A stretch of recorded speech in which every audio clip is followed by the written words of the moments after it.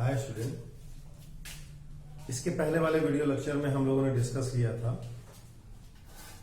Water pollution के बारे में, मेजर सोर्स जिसके वजह से वाटर पोल्यूशन होता है, इसको भी हमने डिस्कस किया हुआ था। Impact of water pollution, aquatic animal पे पड़ने वाले जो वाटर पोल्यूशन का जो इम्पैक्ट है उसको भी हमने डिस्कस किया था। किस तरीके से ऑक्सीजन लेवल डिक्रीज होता है और एक्वाटिक एनिमल पर क्या इम्पैक्ट पड़ता है। एक्वाटिक एनिमल में fishes and other aquatic creature also, तो इम्पैक्ट सभी के ऊपर पड़ता है। आज हम लोग डिस्कस करेंगे कि जब हमने उस समय देखा, उस समय हमने उस टॉपिक को स्टडी किया तो हमने ये पढ़ा हुआ था उसमें कि जो भी न्यूट्रिएंट है, चाहे वो नाइट्रेट के फॉर्म में हो, फास्फेट के फॉर्म में हो, ऑर्गेनिक मॉलिक्यूल्स के फॉर्म में हो, इनऑर्गेनिक मॉलिक्यूल्स के फॉर्म में हो, माइक्रोब्स उनको यूटिलाइज कर लेते हैं और यूटिलाइज करने के बाद वो अपनी ग्रोथ करते हैं। ग्रोथ करने के बाद उस ग्रोथ पूरे प्रोसेस में उनको ऑक्सीजन की डिमांड, ऑक्सीजन का लेवल जो है वो एक्वाटिक सिस्टम में या हमारे वाटर बॉडीज में जो लेवल ऑफ ऑक्सीजन है वो डिक्रीज होता है उसके वजह से। तो ये सारा हमने डिस्कस कर लिया हुआ था।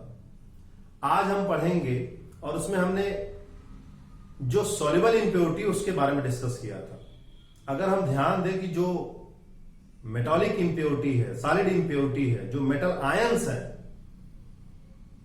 चाहे वो लेड आयन हो, चाहे वो मरकरी हो, जिसके वजह से आपने डीडीटी के बारे में पढ़ा था, आपने बायोमैग्निफिकेशन पढ़ा था।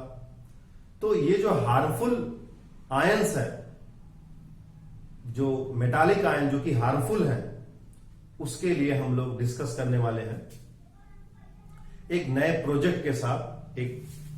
इसको हम लोग नाम देते हैं a case study of integrated waste water treatment. मतलब वेस्ट वाटर के ट्रीटमेंट के लिए एक नई केस स्टडी हम लोग पढ़ेंगे और इसको हम लोग एज ए प्रोजेक्ट के रूप में, ये एक प्रोजेक्ट है जिसको लेकर के हम लोग डिस्कस करेंगे। ये आपके एनसीईआरटी में नेक्स्ट टॉपिक है आफ्टर वाटर पोल्यूशन, ये टॉपिक दिया हुआ है, ठीक है ना।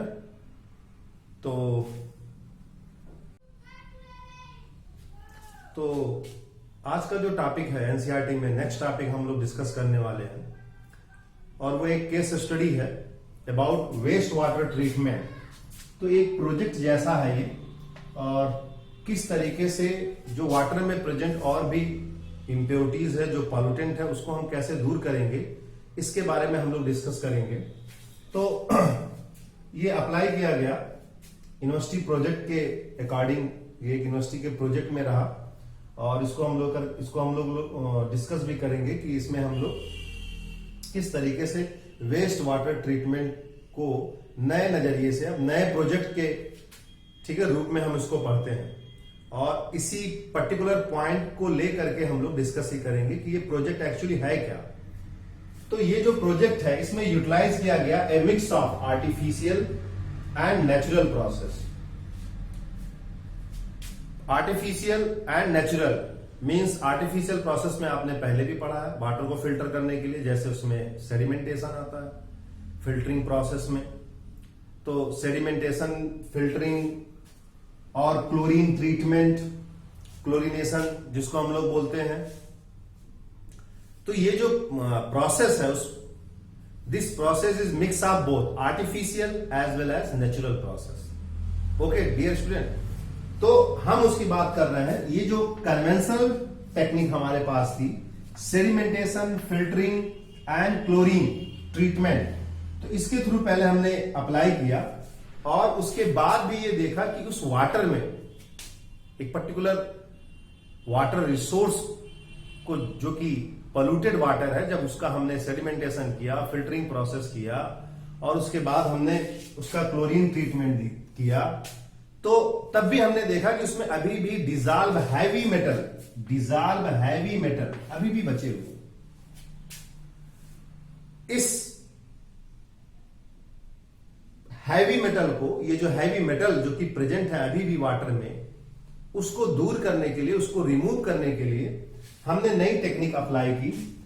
And this will takes place through a series of 6 connected marshes, 6 connected marshes over 60 hectare of land, marsh land.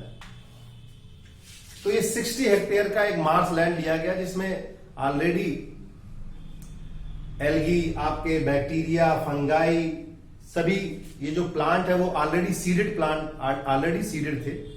और इस 60 हेक्टेयर ऑफ मार्स लैंड से इस वाटर को जो है, ठीक है ना, इस वाटर में जो प्रेजेंट पॉल्यूटेंट है उसको दूर करने के लिए इस प्रोजेक्ट को अप्लाई किया गया। तो मेन जो पर्पस था, मेन जो प्रॉब्लम है आर्टिफिशियल सिस्टम में, we can filter water, waste water through sedimentation process, filtering process, through chlorine treatment, but some heavy metal still remain. जो हैवी मेटल आयन होते हैं जो कि पॉइजनस हैं, उनको अभी भी हम उसको दूर नहीं कर पाए।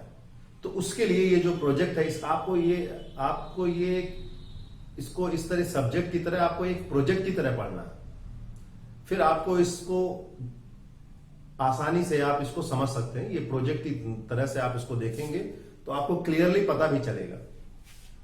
तो मार्स लैंड का क्या क्राइटेरिया, आप उस मार्स लैंड में जो 60 हेक्टेयर लैंड है, उस लैंड में वाटर, वेस्ट वाटर को फ्लो कराएगा।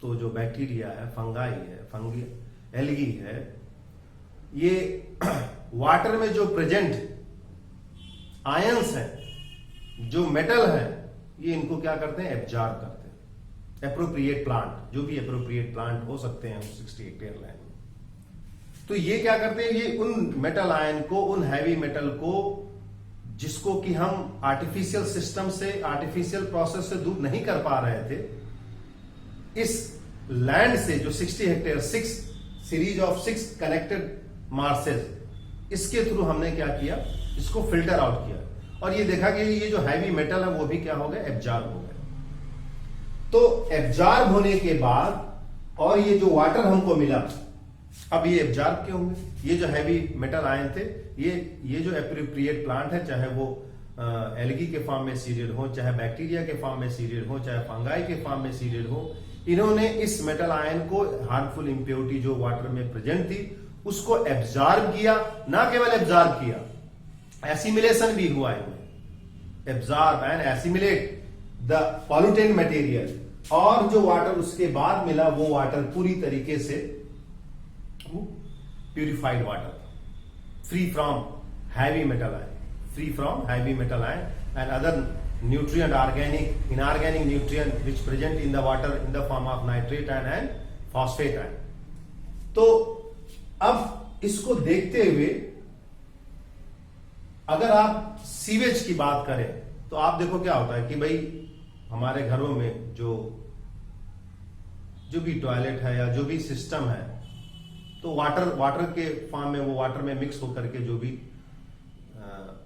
वेस्ट है वो वाटर के साथ फ्लो हो जाता है, नालियों में चला जाता है। तो इस प्रोसेस के थ्रू हम कितना, a lot of water resources toilet में या अदर प्लेसेस में, हम ढेर सारे वाटर को क्या कर देते हैं, ऐसे ही वेस्ट कर देते हैं। तो अगर आप एनसीईआरटी को ध्यान से पढ़ोगे, उस पर्टिकुलर टॉपिक को स्टडी करोगे, तो उसमें हम बात करते हैं इकोलॉजिकल सैनिटेशन सिस्टम की। इकोलॉजिकल सैनिटेशन सिस्टम, हम बात करते हैं सस्टेनेबल सिस्टम की। जब हम डेवलपमेंट की बात करते हैं तब भी हम बोलते हैं सस्टेनेबल डेवलपमेंट की। ऐसा तो नहीं है कि हम डेवलपमेंट के नाम पे रिसोर्सेज का ऑप्टिमम यूटिलाइजेशन नहीं, मैक्सिमम यूटिलाइजेशन कर रहे हैं। यूटिलाइजेशन भी नहीं, हम उसके लिए एक्सप्लॉयटेशन वर्ड को इस्तेमाल कर सकते हैं। To fulfil our greed, to fulfil our need for your satisfaction. तो जब भी हम इन्वायरमेंट की बात करें, जिस तरीके से रिसोर्सेज है उसी तरीके से इन्वायरमेंट भी है। आप वाटर एक्सट्रैक्ट कर रहे हो, ढेर सारा वाटर वेस्ट कर रहे हो, लिक्विड वाटर वेस्ट कर रहे हो आप, ठीक है। तो उसमें जो वेस्ट वाटर है, चाहे आप टॉयलेट सिस्टम ही ले लो, उसमें ही अगर हम बात करें तो वाटर जो है, वाटर का वेस्टेज बहुत ज्यादा होता है। तो अगर आप एनसीईआरटी को आसानी से पढ़ोगे तो उसमें हमने नेक्स्ट टॉपिक में डिस्कस किया हुआ है, उसमें हम कई ऐसे केरला की बात अगर हम करें, हम श्रीलंका की बात करें, तो वहां पर eco sanitation system, eco san toilet का निर्माण वो प्रचलन में है, ताकि हम वाटर के वेस्टेज को अवॉइड कर सकें, वाटर के वेस्टेज को रोक सकें, कंट्रोल कर सकें। ठीक है, तो मैं बात कर रहा हूं ecological sanitation system, ecological sanitation in our sustainable system for handling human. अब आप देखो, अगर आप टॉयलेट की ही बात कर रहे हैं तो जो एक्सक्रीट है, जो भी ह्यूमन एक्सक्रीट है या जो भी आपका वेस्ट है, उसको हम फर्टिलाइजर में कन्वर्ट कर सकते हैं, also a source of fertiliser. तो इसके बारे में थोड़ा बहुत आपके एनसीईआरटी में दिया हुआ है, eco sanitation, eco san toilet system के बारे में, जो कि काफी पॉपुलर है केरला में और श्रीलंका में। Ecological sanitation system, sustainable system for handling human. तो ये सारी चीजें हैं और इसको हम देख सकते हैं। तो ये एक तरीके से केस स्टडी था। ओके स्टूडेंट, आई होप आपको ये सारे चीजें क्लियर हो चुकी होंगी। बड़ा सिंपल सा सिस्टम है ये, कि भाई हम वाटर को, जो नालियों का पानी है, जो भी वेस्ट वाटर कहीं कलेक्ट करके अगर हम उसको फिल्टर करने की बात करें, आने वाले समय में, अभी आप समर सीजन में आप देखो कुछ दिन के बाद जो आपका नल है, हैंड पाइप, जो आपका घर में मोटर लगा हुआ है हैंड पाइप से, तो वो वाटर अपटेक जो होता है, जो वाटर उसको फिल करना होता है, जो वाटर उठाना होता है उसको, ग्राउंड वाटर, वो हो नहीं पाता। और क्योंकि वाटर लेवल बहुत नीचे जा चुका, water level day by day नीचे जा रहा है। तो इसका मतलब क्या है कि हम जरूरत से ज्यादा वाटर को यूज कर रहे हैं, वेस्ट वाटर वेस्ट हो रहा है हमारा। तो ये जो वाटर का वेस्टेज है, इसको कंट्रोल करने के लिए, या अगर हम उस पर कंट्रोल नहीं कर सकते तो जो वेस्ट वाटर है उसके ट्रीटमेंट प्रोसेस के लिए जो भी आर्टिफिशियल सिस्टम है, जिसके बारे में मैंने बताया, सेडिमेंटेशन, जो भी फिल्टरिंग प्रोसेस है, क्लोरीन ट्रीटमेंट, जो भी प्रोसेस है, उसके बारे में भी हम डिस्कस कर रहे हैं।